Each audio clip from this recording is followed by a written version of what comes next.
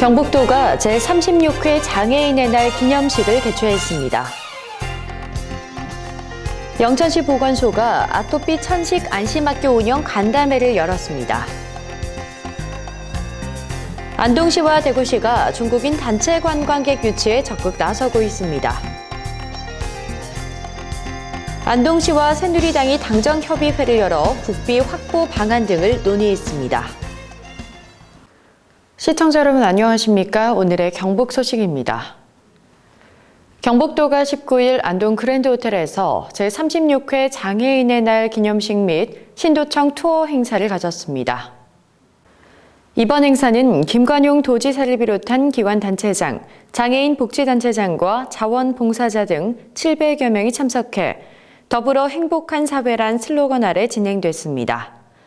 기념식은 경북장애인 댄스연맹의 휠체어 댄스 공연으로 시작해 회원 단체 소개와 장애인 인권 선언 낭독, 모범장애인 및 장애인 복지 유공자에 대한 표창 수여 등의 순으로 진행됐습니다.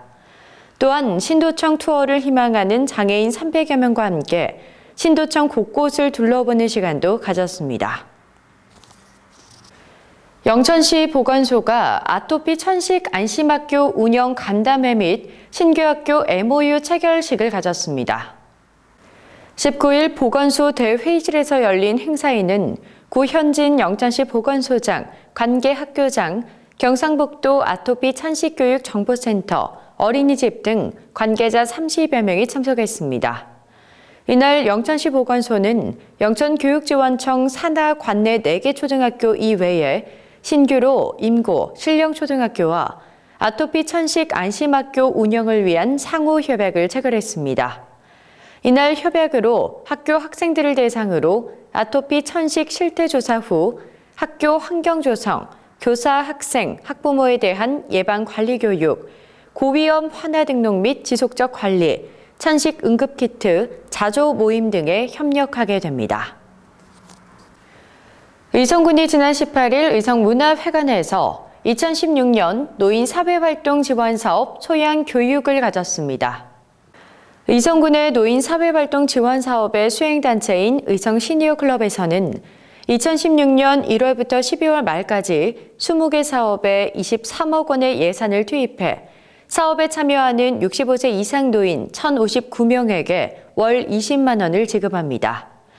특히 국가 지자체의 도움이 필요한 사각지대 취약노인과 독거노인을 돌보는 어르신 사랑사업 및 의성 지역에 적합한 구전 스토리를 수집하고 스토리텔링을 개발하는 의로운 의성 이야기가 포함됐습니다. 의성군 구봉산 유아숲 체험원이 큰 인기를 끌고 있습니다. 구봉산 유아숲 체험원은 경북 북부 지역에서 지자체 최초로 산림청 인증교육기관으로 등록된 곳입니다. 구봉산 유아숲 체험원은 숲속 교실, 밧줄 오르내리기, 나무시소, 움집 등 30여 점의 체험시설이 어린이들의 눈높이에 맞게 조성돼 체험원을 찾는 아이들과 인솔교사로부터 각광받고 있습니다. 의성군은 유아숲 체험원을 찾는 유아들이 연간 3,000명에 달할 것으로 보고 유아숲 체험원의 시설 안전에 만전을 기할 방침입니다.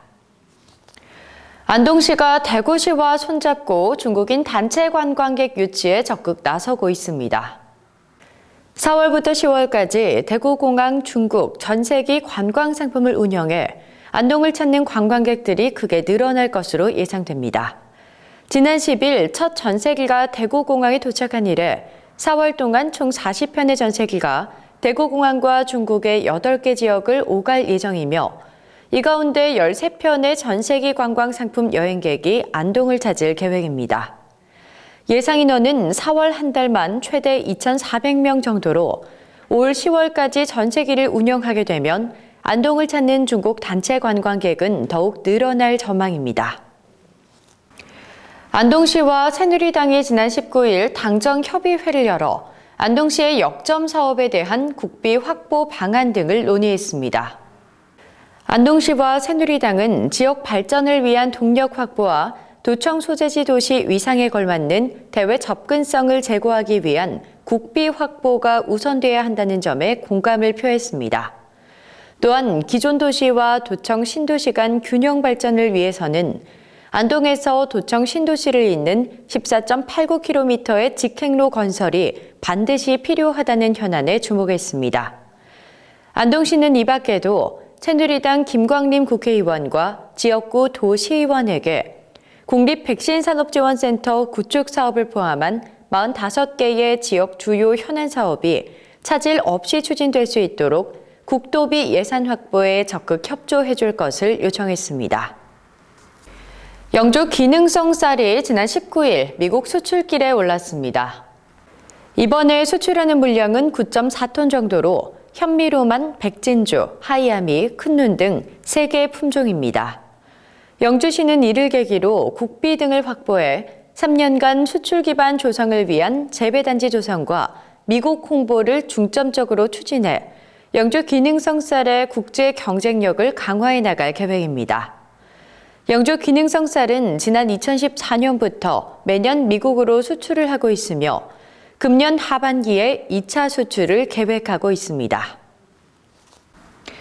영주시가 농촌 여성 가공 창업 지원 시범 사업을 통한 일자리 창출로 지역 경제 활성화를 선도하고 있습니다.